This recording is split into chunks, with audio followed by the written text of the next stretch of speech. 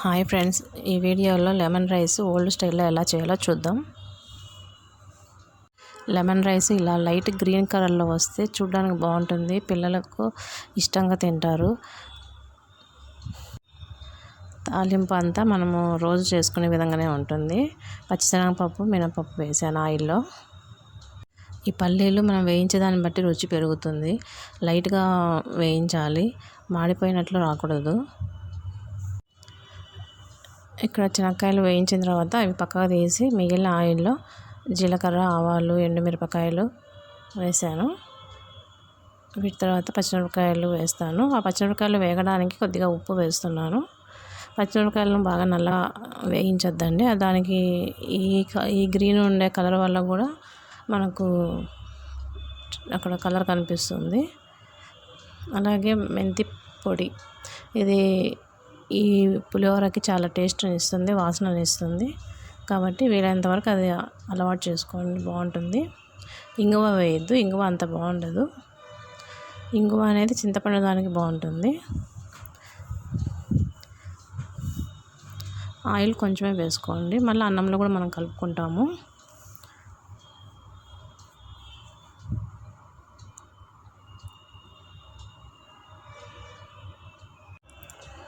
ఇక్కడ ఉడికించిన అన్నము తీసుకుంటున్నాను. అన్నం వేడిగా ఉంది కాబట్టి కొంచెం మీకు ముద్దగా కనిపిస్తుంది. నేను సాల్ట్ వేస్తున్నాను.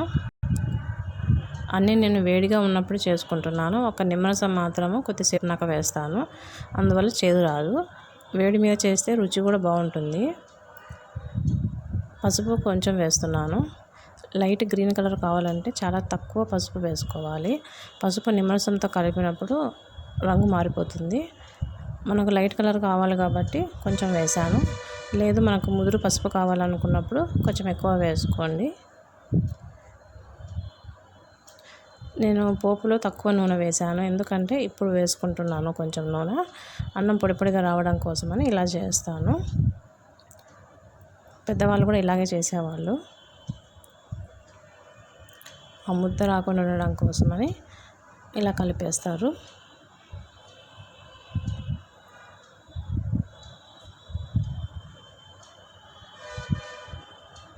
లంచ్ బాక్స్కు పంపించాలనుకున్నప్పుడు నిమ్మరసం ఎక్కువ వేయండి, అప్పుడు అన్నం ఫ్రెష్గా ఉంటుంది. ఉప్పు తక్కువైనా కూడా ఆ పులుపు వలన బాగా తినగలరు. అదే ఉప్పు ఎక్కువ వేస్తే అక్కడ పోయేసరికి నిమ్మరసం పీల్చుకొని అన్నం రుచిగా అనిపించదు. ఇప్పుడు నేను నూనె వేస్తున్నాను.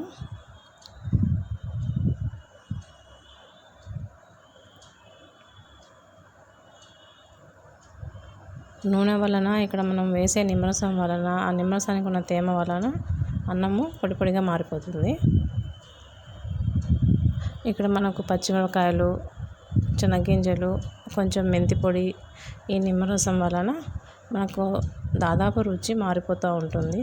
అవన్నీ ఒకే విధంగా ఉండేటట్టు చూసుకుంటే టేస్ట్ చాలా బాగుంటుంది.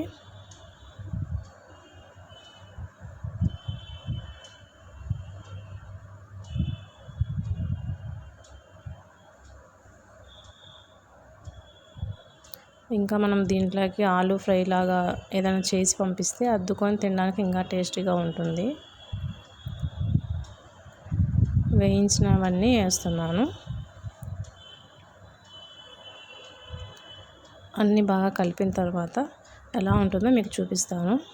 అది చాలా టైం పడుతుంది కాబట్టి నేను ఇక్కడ వరకే చూపిస్తున్నాను.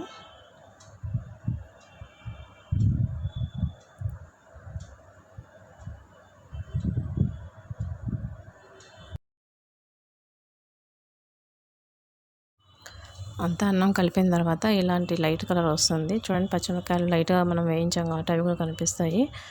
అన్నీ చూడడానికి ఎంత బాగా కనిపిస్తున్నాయో, పిల్లలు చాలా ఇష్టపడతారు. మీరు బాగా ట్రై చేయండి.